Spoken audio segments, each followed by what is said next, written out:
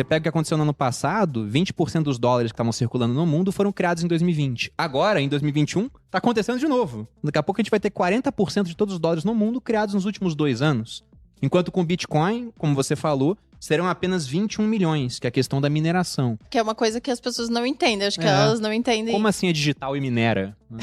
Dá uma impressão de que tem alguém com um garimpo. Como é que funciona isso? Eu ia só falar que o estímulo, por exemplo, o último estímulo do Fed agora, que na verdade foi um pacote de relief, né, de alívio, né, não foi nem de estimular a economia, mas a maior parte desse dinheiro foi dado para as pessoas mesmo como auxílio emergencial, né? Esse dinheiro, a parte burocrática, o trâmite dentro das casas deles lá, levou muito mais tempo do que simplesmente imprimir o dinheiro mesmo e transferir para as pessoas ou iniciar o processo de entregar esse dinheiro para as pessoas, né? Então, hoje em dia, realmente bem mais fácil. O pacote foi de 1,9 trilhão, não foi? Acho que é isso. Acho que foi isso. 1,9 trilhão de dólares, gente, vezes 5,70, isso dá 10,8 trilhões de reais.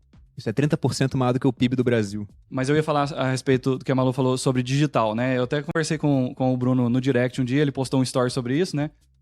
E falando pra ele que isso foi o Gustavo, nosso desenvolvedor, que me atentou pra isso. Um dia a gente tava dando uma palestra no Sesc lá, num evento de geeks, e aí ele falou assim, ó, a diferença, o Bitcoin é uma moeda digital descentralizada. Aí ele explica cada uma das 3 partes, eu posso até falar isso depois, mas a parte do digital é o seguinte, é importante diferenciar digital de virtual, né? Porque o dólar que tem nas contas, os reais que a gente tem na conta bancária... São virtuais. Eles são virtuais, são a representação virtual daquilo que existe no mundo real, né? E o Bitcoin não, ele nasceu na internet, ele só existe no mundo digital. Então é por isso que a gente chama ele de digital. Então você não pegará numa moeda de Bitcoin, né? Não existe essa opção.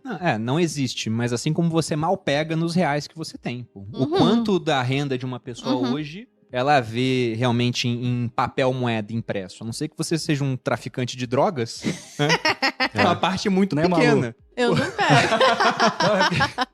Mas somente o cara que trabalha na informalidade hoje que tem contato com o dinheiro de papel. E cada vez menos, né? Porque o cara vira MEI, então tem um estímulo aí para que ele vá para uma parte mais formal, vai pagar pouco imposto para isso, vai ter um benefício em troca, e além disso ele vai aceitando transação com Pix, que é instantâneo agora. Inclusive o Pix ele nasceu meio como quase uma cópia, né, desse sistema que o Bitcoin ele inaugurou. Uma tentativa de fazer frente, acho que meio clara disso, né? E muita gente levantou Que doido, eu nunca tinha pensado porque nisso. Faz sentido. A transação com o Pix é igual com o Bitcoin.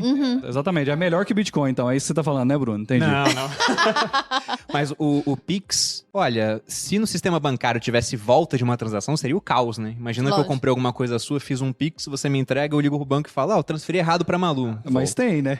Não, até tem, não depende do banco. A justiça pode fazer voltar. Mas com o Bitcoin, não. Essa questão de qual que é melhor ou não, tem que ver o ativo base, né? E o Bitcoin, na minha opinião, é um baita de um ativo. Já que a gente tá, defendendo o Bitcoin, é o Bitcoin.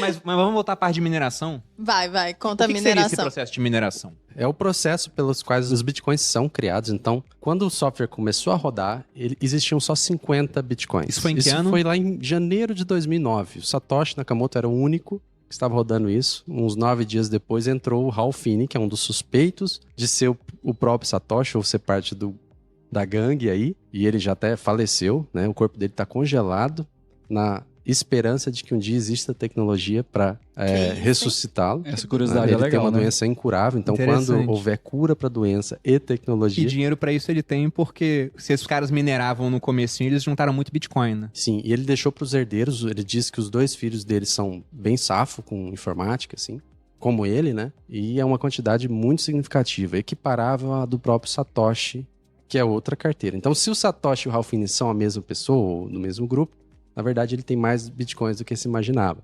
Inclusive, uma curiosidade, tem muita gente que monitora essas carteiras, a gente falou no começo, né, de 1 milhão de bitcoins, porque o pessoal pensa assim, se essas carteiras se movimentarem algum dia indo para alguma corretora, quer dizer que o Satoshi acordou e vai vender as moedas dele, né? Então, tem uma expectativa de que o preço do Bitcoin caia muito, né? E por que você fala isso? O negócio da mineração é porque uma das coisas que o Bruno, quando eu entendi sobre o valor do Bitcoin, né, é que é limitado. Então, não existe essa opção de minerar para sempre a quantidade. Então, acho que é uma boa vocês falarem. Mas o que é a mineração? O que é a gente mineração? Falou, é o processo pelo qual os Bitcoins são criados. Mas o que é isso? O Satoshi, quando criou o protocolo, né, um protocolo, pensa como um combinado que todo mundo segue.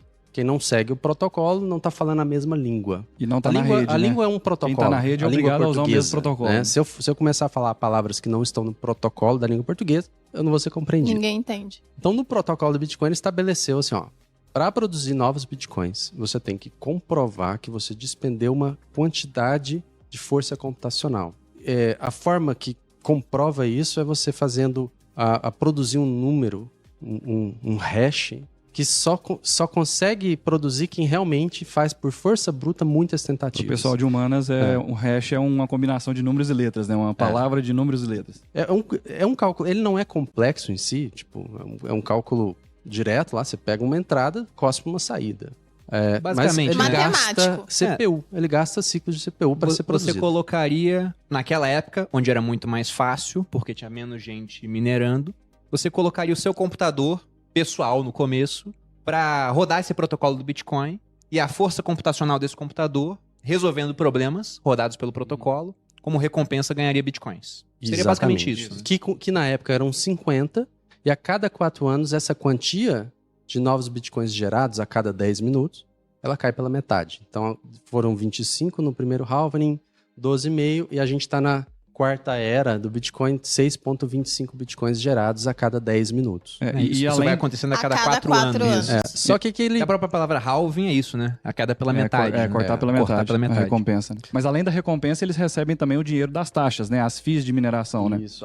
Não sei se você vai chegar nesse ponto, mas no Bisconte, por exemplo, quando a pessoa vai sacar o Bitcoin, ela seleciona lá uma das 3 taxas que a gente dá para ela, e aí, conforme a velocidade que ela quer que aquela transação seja confirmada, ela escolhe uma taxa para pagar para os mineradores, né? Para eles incluírem no bloco, né? Começou só o Satoshi com um computador, mas ele colocou no protocolo também o seguinte, que a cada 2 semanas o protocolo se reavalia. Opa, tá muito fácil achar bitcoins, ou seja, eles estão sendo encontrados... Resolver essa conta.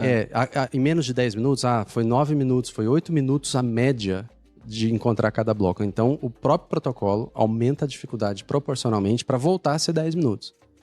Então, na época, o computador do Satoshi era suficiente para minerar bitcoins. Mas hoje, a capacidade total da rede, isso é conhecido porque é um número público que cada bloco tem ele publicado, né? Que é a dificuldade. A cada segundo, a rede computa 150 quintilhões de hashes desses. Então, 150 quintilhões de vezes a cada segundo, né? Até tentando achar um bloco. São computados no mundo. Essa é a força computacional, vamos dizer, desperdiçada para se produzir. Ou seja, muito difícil, cada vez mais muito difícil. Caro. Caro. Não tem como fazer isso sem um dispêndio energético, né? Que é, vamos dizer, o recurso mais escasso. A última escassez é energia. Acho que pro pessoal de humanas de novo, né? É um processador de computador que tá fazendo esse cálculo, né? E ele gasta energia elétrica para fazer essas contas, né? E ele precisa de ser resfriado também, né? Tanto é que as grandes fazendas de mineração estão na Islândia, estão em Noruega, territórios então, mais hoje, frios. só para as pessoas entenderem, se lá atrás, lá nos idos de 2009, o Satoshi Nakamoto e outras pessoas começaram a minerar isso de casa, com computador normal, porque era muito simples encontrar bitcoins, né, resolver esses problemas criados pelo protocolo. Com o passar do tempo, com mais gente fazendo isso, o protocolo se ajusta para deixar a mineração cada vez mais complicada. E hoje, só quem consegue minerar bitcoins, que é resolver esses problemas complexos matemáticos, são praticamente empresas, né? Gente que investiu muito dinheiro, que monta essas fazendas de mineração, geralmente em locais com energia muito barata, porque o gasto energético com isso é muito alto. Subsidiado, inclusive, é melhor que seja. Tanto é que na China, acho que tem uma concentração muito grande, porque a energia elétrica é subsidiada lá. Isso, na própria Venezuela, que a energia é praticamente gratuita, né? Você só tem que pagar bolívares. Quem quer bolívares? Antes de finalizarmos o vídeo, tenho um presente para você. Vou disponibilizar para você um vídeo com uma estratégia exclusiva para você ganhar de 100 a R$1.000 por dia da sua casa. E o melhor, começando do absoluto zero. Você vai aprender o passo a passo que você pode copiar, colar e mudar sua realidade e da sua família. Imagine como seria ganhando isso todos os dias. Veja o vídeo agora no primeiro link da descrição.